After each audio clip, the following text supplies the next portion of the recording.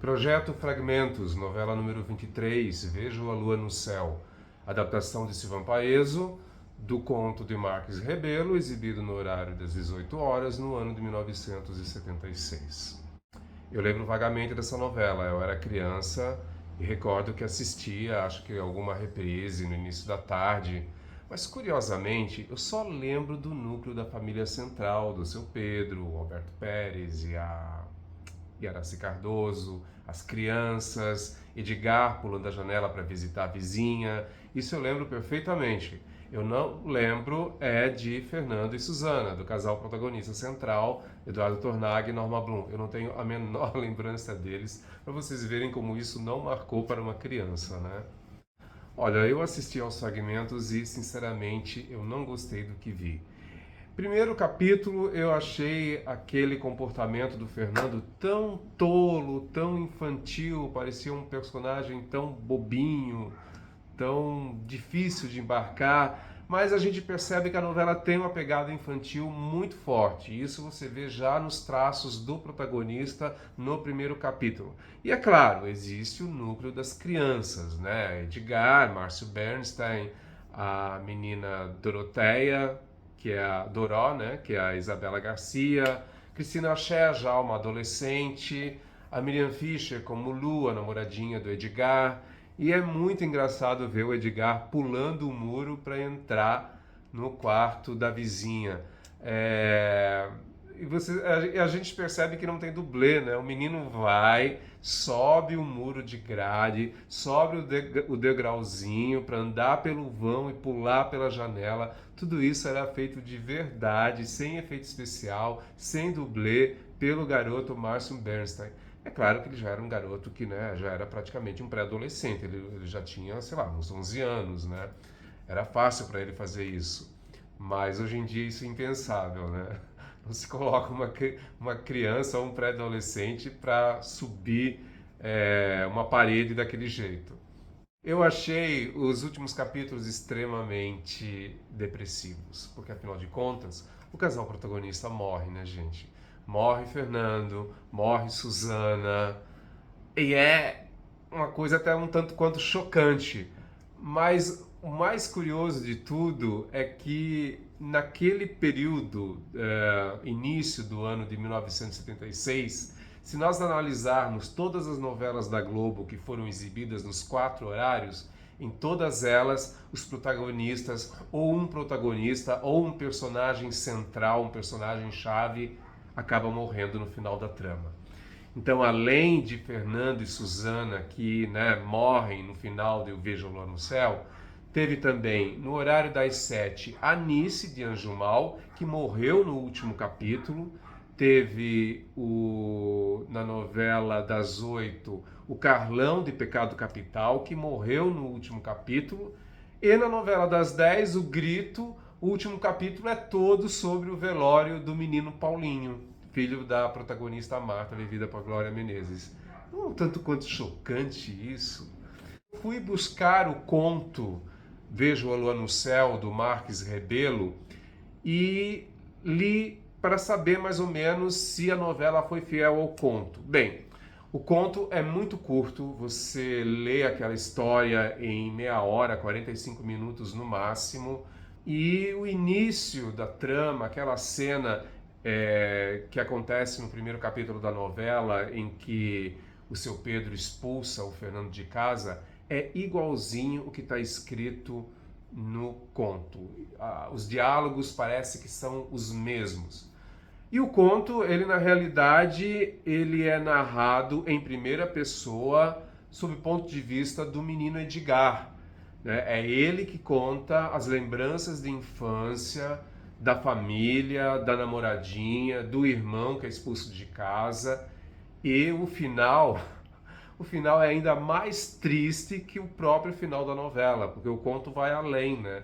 A novela termina com a morte de Suzana e Fernando, e o conto vai um pouquinho além. Eu não vou dar spoiler, não vou dizer como que termina. Eu acho muito interessante fazer a leitura para comparar.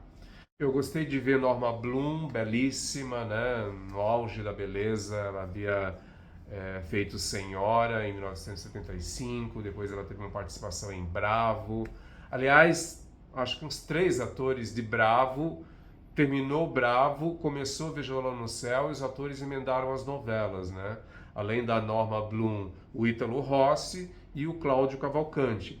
E o Cláudio Cavalcanti, assim que terminou Violão no Céu, foi protagonizar a novela seguinte no horário, O Feijão e o Sonho, que inclusive nos fragmentos a gente assiste às cenas do próximo capítulo de O Feijão e o Sonho. Eu acho tudo muito bonitinho, muito singelo, é uma trama singela porque ela tem um apelo infantil, mas ao mesmo tempo a morte dos protagonistas é algo assim muito triste, né? Imagina as crianças que gostavam do núcleo infantil de Violão no Céu, vendo o casal romântico protagonista morrer nos últimos capítulos. É um tanto quanto forte, né? É um tanto quanto pesado, ousado até. Enfim, foi uma escolha da época. É, Eu achei interessante rever, é um registro de uma época, de uma produção de uma novela que se fazia naquela época, mas ao mesmo tempo eu achei muito esquisito. Muito esquisito mesmo. Mas, tirando o fato do casal protagonista ter morrido, a novela é bonitinha, né? Bonitinha porque tem lá a figura de Márcio Bernstein, da Isabela Garcia, menininha, pequenininha, pequerrucha, uma gracinha desde sempre, né? E, e Eduardo Tornag, Norma Bloom, Elisa Fernandes, Tamara Taxman. Aliás, Tamara Taxman foi um miscasting, né? Um erro de escalação, porque a personagem é uma normalista, ela é mais nova que o Fernando.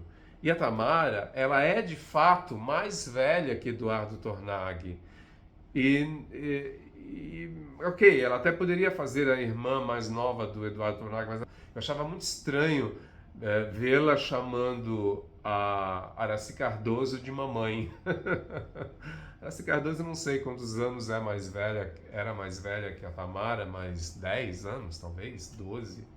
Não muito mais velha, né? Eu achei que Tamara Taxon foi um miscasting. Chama atenção também a severidade no tratamento que os familiares têm com o patriarca, né? Chamando ele de seu Pedro o tempo todo. Isso causa um estranhamento muito grande. Mas no conto também é assim, porque mostra a austeridade do lar, o pai orgulhoso, o pai extremamente exigente com as normas, um pai muito conservador, enfim, fazia parte do que vinha já no roteiro do conto do Marques Rebelo. Não achei grande coisa a novela, não. Está entre os piores fragmentos que eu já assisti, juntamente com... Eu acho que só não perde mesmo para Sinhazinha Flor e Gina em Memórias de Amor. Essas eu achei terríveis. É isso, pessoal. Eu não tenho muito mais o que falar. Gostei de ver, claro, estava curioso. Foi bom rever, não vi nenhuma grande interpretação. Não lembro. Achei, talvez, Alberto Pérez, eu acho que é um dos melhores no elenco, né? O Eduardo Tornag também está muito bem. Norma Bloom está muito correta. Mas eu achei também que a caracterização deixou um pouco a desejar, né? O que era aquela peruca da Moná Delassie e do Ítalo Rossi? E a maquiagem também, né? A maquiagem pesadíssima que colocaram no Alberto Pérez e no Ítalo Rossi. Vocês percebem que o Alberto Pérez está com, como fala, eu não sei como chama, delineador nos olhos, que marca o contorno, o olho, o contorno preto ao redor dos olhos. Eu pensei, nossa, mas o que é isso? Isso não é teatro, né? É televisão. Eu achei meio exagerado. Também achei algumas interpretações muito impostadas de Cristina Ché, de Tamara Taxman. Eu acho que faltou ali uma melhor direção de atores, talvez. No mais, de acordo com os meus cálculos, falta das novelas das 6 da década de 70, só falta mesmo O Feijão e o Sonho para entrar no Projeto Fragmentos. Porém, o Projeto Fragmentos está terminando, né? Se não me engano, faltam o quê? Mais 5 novelas? 6 novelas no máximo. Aí nós temos o que pela frente? O Feijão e o Sonho, Nina, As Três Marias, Champanhe, que mais? Alguém sabe? A internet está cheia de boatos do que vem e do que não vem, né? Brilhante vem, Marina vem, Duas Vidas vem, só o futuro nos dirá. Então, aguardemos. Obrigado pela audiência. Assinem o canal, ativem a sinetinha e deixem os seus comentários. O que vocês acharam desses fragmentos de Vejo a Lua no Céu? Eu não gostei muito não, mas cada um tem uma opinião. Só não vale xingar. Até o próximo mês.